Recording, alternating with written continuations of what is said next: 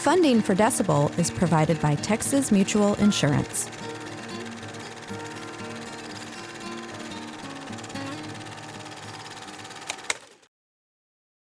Veterans are people who said to themselves, I'm willing to go into harm's way to protect people that I don't even know. We've done something that less than 1% of this country has done.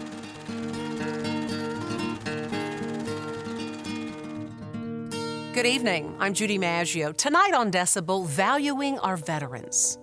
Veterans want to give. We want to be wanted and needed, and we want to feel that way too. And I think that civilians, if they maybe give us more, give us more than you think we can handle, because we can probably handle it, right? Central Texans who've served reveal hurdles they've had to climb, shatter myths about military service, and share ways we can all lift up and really listen to veterans in our community. We'll share our Veteran Roundtable in just a moment, but we begin tonight with an issue that's rarely discussed, but some call disgraceful. We're talking about deporting veterans, denying them the right to stay in the country they fought for. Estimates are around 3,000 veterans have been forced out of the U.S. and sent back to the countries where they were born. For those veterans, deportation not only means leaving behind family and friends, but often many of their benefits. We are absolutely a country of laws, but we are also a country of immigrants. And when we have immigrants, especially immigrants who have fought for our country and for our freedom, they are worthy of a second chance. While bills to repatriate these veterans are seeing new life on Capitol Hill, right now, their future is uncertain. Decibel's Joe Rocha traveled to Juarez, Mexico to meet with one of them. I remember the day that I got deported. They deported me to Juarez. I mean, it was heartbreaking. Being deported is heartbreaking, and not being able to see my children were young. My wife, basically, she raised my children. And it's not fair that Frank or any of the other deported veterans that they served, the United States, and for them just to get the boot, just get rid of them like they're nothing.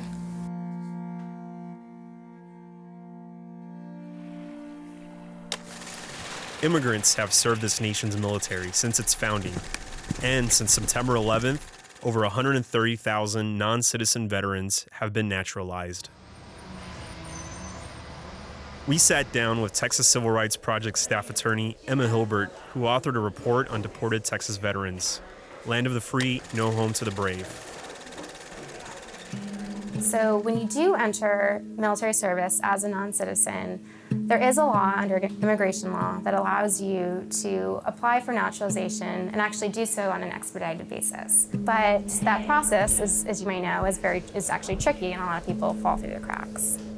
People within the military don't necessarily assist people with actually getting that paperwork done. I've spoken to veterans who have said, we took the military oath. I thought that was the citizenship oath. Or, I served for years. I can't believe I'm not automatically a citizen. I didn't know I had to do anything else. Let me back things up a little bit. In 1965, the Immigration and Nationality Act was passed and allowed non-citizen service members to apply for naturalization. Skip forward to 1996 when the Clinton administration signed the Illegal Immigration Reform and Immigrant Responsibility Act. This widened the scope of which crimes made an immigrant eligible for deportation and reduce the amount of leeway that immigration judges had to exercise discretion in whether or not to deport an immigrant. The priority enforcement program that the Obama administration had put in place that really targeted more violent offenders, more serious crimes, was taken away under the Trump administration. And so that's why it leaves the door wide open, for example, for vets who have only a non-violent minor crime that they've committed. I'm here in El Paso, Texas, to talk to deported veteran Frank de la Cruz. But first, I caught up with U.S. Congresswoman Veronica Escobar to talk about a bill in Congress that could help folks like Frank come home.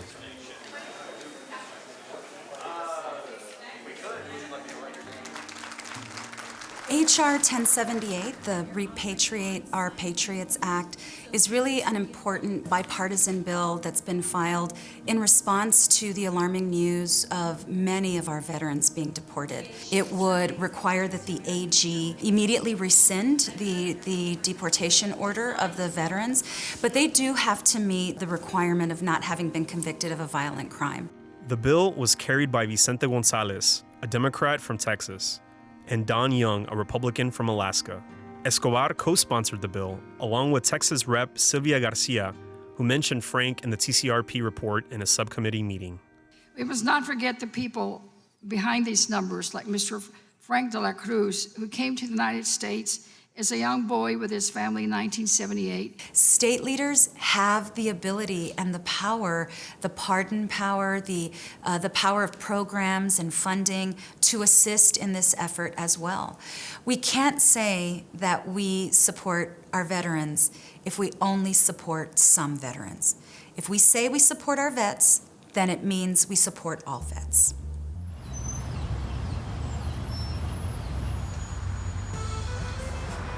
Here I am crossing the bridge into Juarez. We're gonna go to Frank's house and sit down with him and interview him. I was born in Ciudad Juarez. When I was, 6 or 7, my family migrated to the United States for a better life. I am the only that I know of in my immediate family that has ever joined the military. And I was in the Persian Gulf War. They said Saddam Hussein shot some chemical warfare. I was under the hull of the ship in the engine room. Not being able to see what's going on, I mean, there's a fear within you, and you're nervous, and we just look at each other and just, hey. I mean, we were out there in the water for 30, 40 days, so you hit a port and all you do is look for some fun.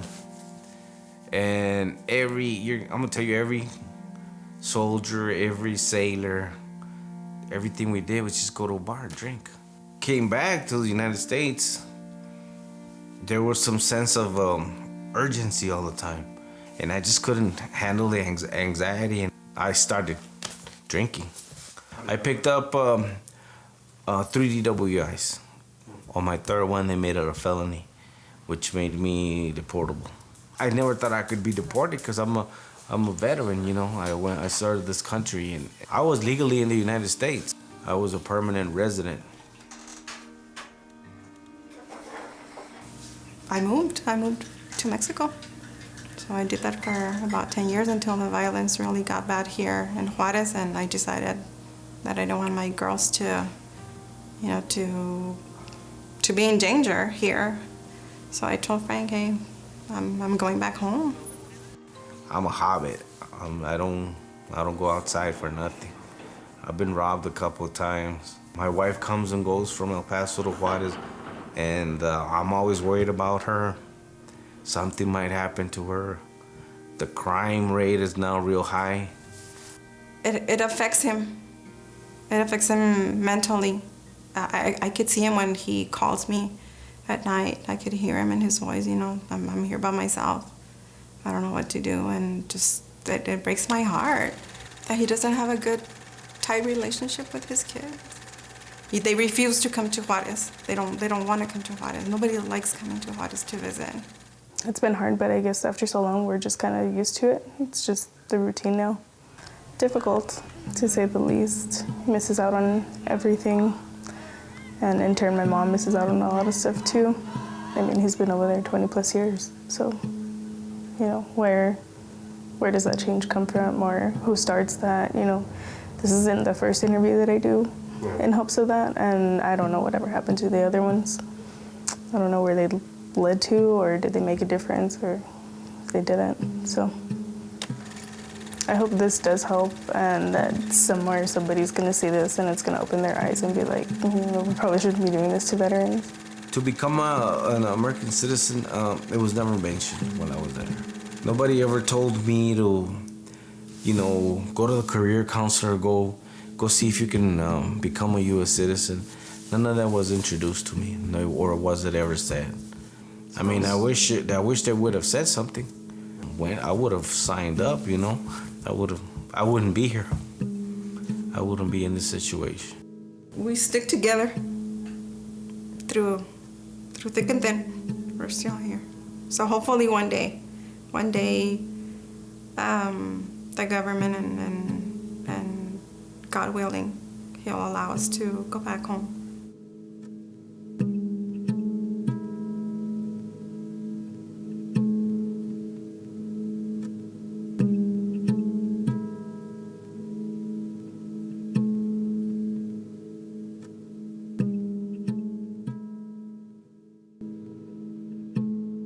Texas is home to at least 1.5 million veterans. While they bring unique skills and experiences to the table, they also face unique challenges.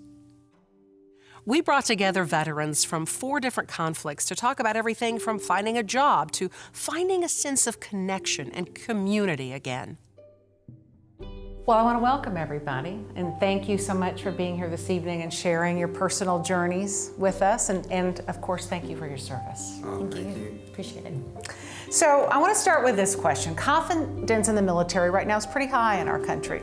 You're a lot more popular than Congress, I can tell you that. There seems to, though, be a growing gap between the military and civilian worlds. What is something you would like for people who are civilians to understand about the military? Say our work ethic. We show up on time, even early, and do the job. We're gonna take initiative, create something that's non-existent to make an organization better. We have a desire to serve after our service. The reason that we joined the military was to serve our country, serve something larger than ourselves. And I think most of us have a desire in our heart to serve our community when we get back as well. Joe, how about you? What is something you would like the civilian world to understand about serving? I appreciate that, but I think part of it is that the civilian or the non-veteran should be selfish in a way. He has a labor pool here of people who are trained, disciplined, they know good and bad. For selfish reasons, civilian people should go and hire these people. They know what it means to have responsibility because you get responsibility from day one when you're in the military. What I did in the military of the job that I was assigned, or MOS, is just a number and letters. We've done so many other things. And the systems that we use now and the technology that has been created throughout the military that civilians are using right now, we were on the beginning of it. We knew before it even came out to you. We've been there when it started.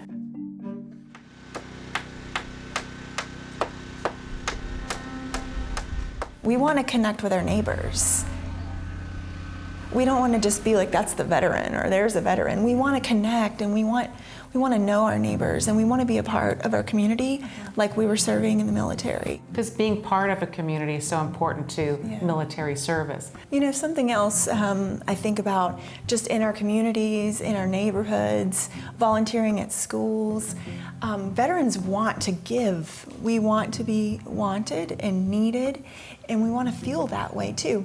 And I think that civilians, if they maybe give us more.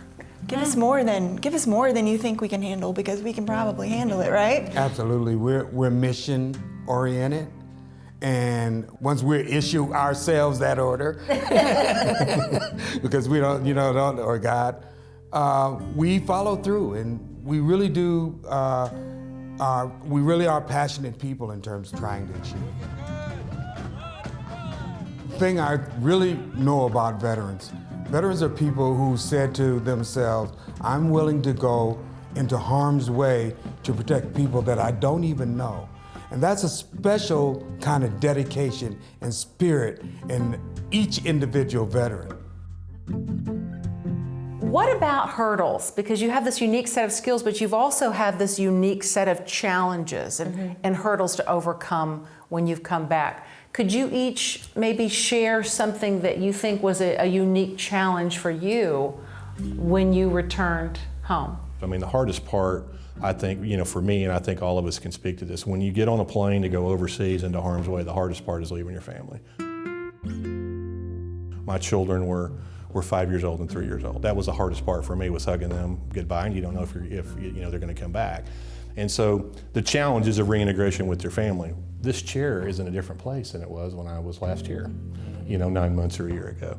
My kids have grown up, the things that you've missed. And so the reintegration piece, that would be personally for me, coming back and trying to reintegrate with your family and sort of hit the ground running. It is easier to leave than it is to stay, by all means, because you're gonna get on a plane, they're gonna tell you what you need to do, where you need to be, what you're gonna eat, and what your mission is. At home, I never understood why it took my mom so long to send a package. It's the post office is right there. Well, back here, you got something else forgot, or got to go to the grocery store, this and that.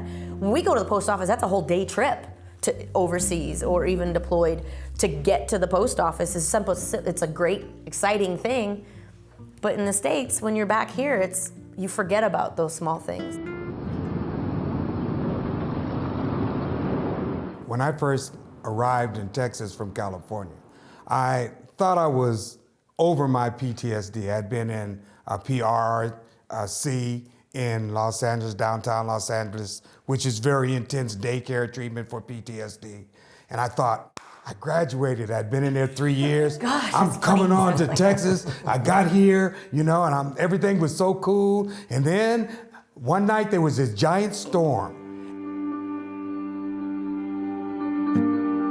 And my house started to pitch like a ship in the storm. And I was like, I was gone again. I was there. I'm one of the veterans who tried to kill himself.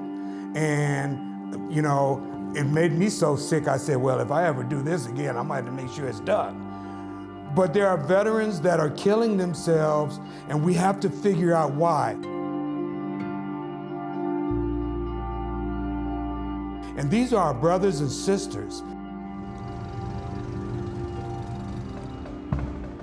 And we spend all of these billions of dollars right now. Veterans Day, we're celebrating veterans, the flag waving, and yeah, we feel good. When are we going to spend some of that money to save veterans' lives? Celebration is cool. Don't get me wrong. Honoring is cool, but there's no greater honor than saving. We got to get those veterans to self-identify themselves too, which is very important. And those are the ones that need help.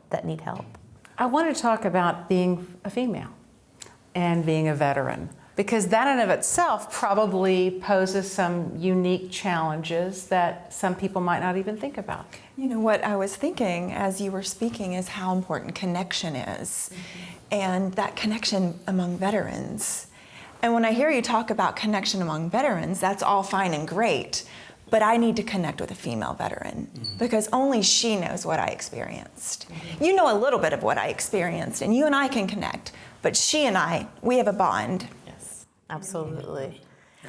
Prior to this, we were talking about our hair color. Yeah. We both recently got out. I was a brunette until last week. I was a blonde. Yes, and we would have never, it's not that we couldn't do it, it's just there was laws and regulations on, the hair color. And I've been retired over a year now. To finally pull that trigger, and I'm shocked every time I look in the mirror. I'm like, oh my gosh. And you had said it's about your license plate. Oh yes, I have disabled veteran tags, and I have a Bronze Star medal. And I can't tell you how many times I'll be pumping my gas, or someone will say to me, is that your husband's car? And I've thought I want to get a little pink sign on the back that's like, women can be veterans. The debate about women in combat's over. Women are in combat. Yes, absolutely. The three of us know that, being Iraq, the post 9/11 generation. I've certainly been in a Humvee with a woman manning a 50 caliber machine gun. The current Adjutant General of Texas is Major General Tracy Norris. So she's an amazing leader. And so the military is getting better at understanding it, but there's still work. There's still work to do. I know that Texas has like 1.5 million veterans, and it's supposed to be a good place for veterans to access service. And they say Austin and San Antonio are very popular places because of services. Where are we falling short, though? I mean, I know like a decade ago there was so much criticism of the VA for backlogs and not doing the job. Have things improved, and where can we improve today? So within the state, with the Texas Veterans Commission, we have 8 programs, and one of the programs is the Healthcare Advocates, and they're located in the major VAs where we have the largest population. So if you are going to the VA and you're not getting that appointment on time, go find that healthcare advocate and tell them, I'm not getting this prescription, I need this prescription. And they're gonna go behind the desk, they're gonna go find out who that person is and find out what the problem is. It's up to us veterans, the 5 of us at this table, the 72,000 members of the VFW, the 1.7 million veterans in Texas, to make sure that we help each other. And that's one of my focus as a post commander. We bond with each other like we said, and we can relate to each other. We have to help each other, and so we have the way to do that. Every veteran service organization has value, and you've got to be part of a cohort and a team and talk to people that understand it. But when you walk into this post, or you walk into most VFW posts and American Legion posts, you're going to feel welcome. You should feel welcome. What can we do as non-military people in your community to be better allies? Vote, go somewhere and say, yes, help these veterans. And veterans, register. Very helpful. If you're registered to vote and you don't vote, that vote counts against the area. It doesn't help. Vote for Veterans Day. More of us are running for office, and we got to step forward and put our name on the ballot. So to Margaret's point, absolutely please vote. The voter turnout rate in this country is abysmal. And I would also flip it around, Judy. We have an obligation as veterans to go into the community as well and show them who we are, what we do, how we can help, because you may be talking to a civilian who's got a son or a daughter or a mother or a father who's a veteran who needs help, and so you can reach them by doing that. And so doing ceremonies in public. I love everybody to come to my VFW post, but I like it even better when I go out of our post and work with the cities around here and do ceremonies in public, go talk to city councils, tell them who we are and what we can do for the community and how we can help them.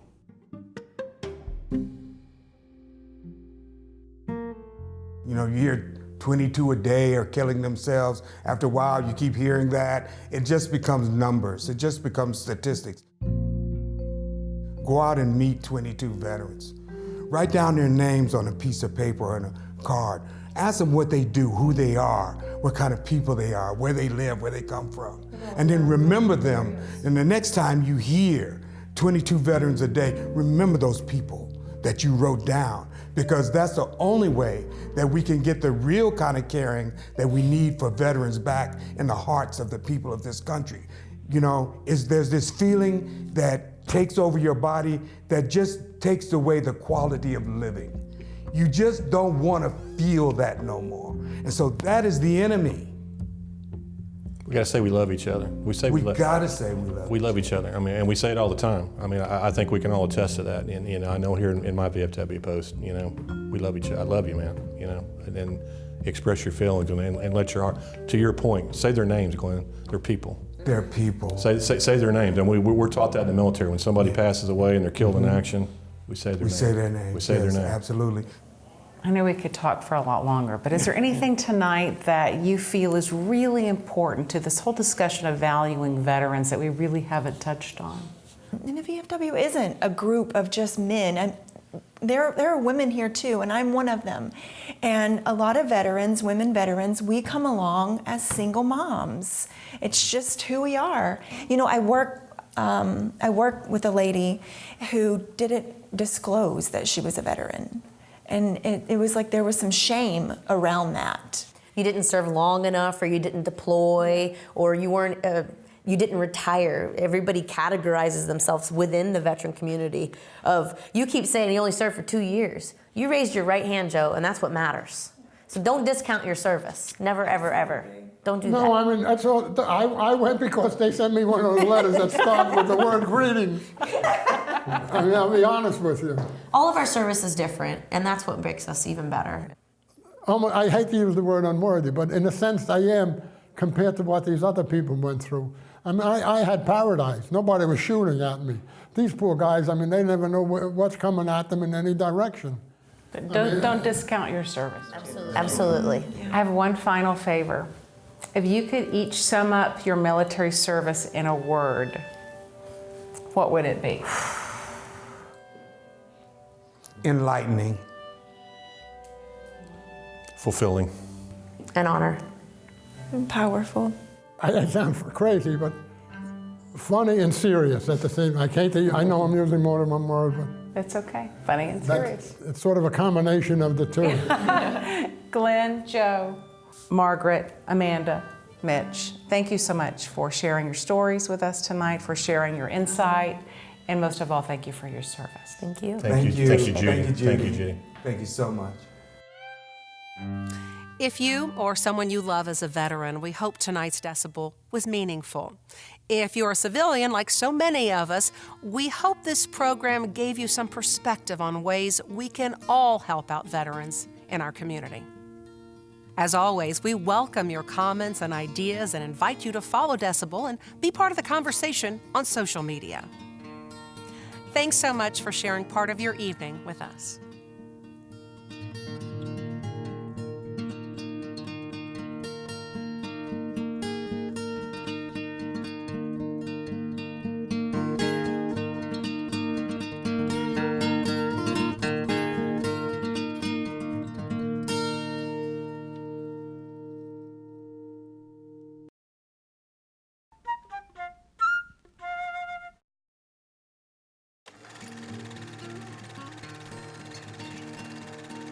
Funding for Decibel is provided by Texas Mutual Insurance.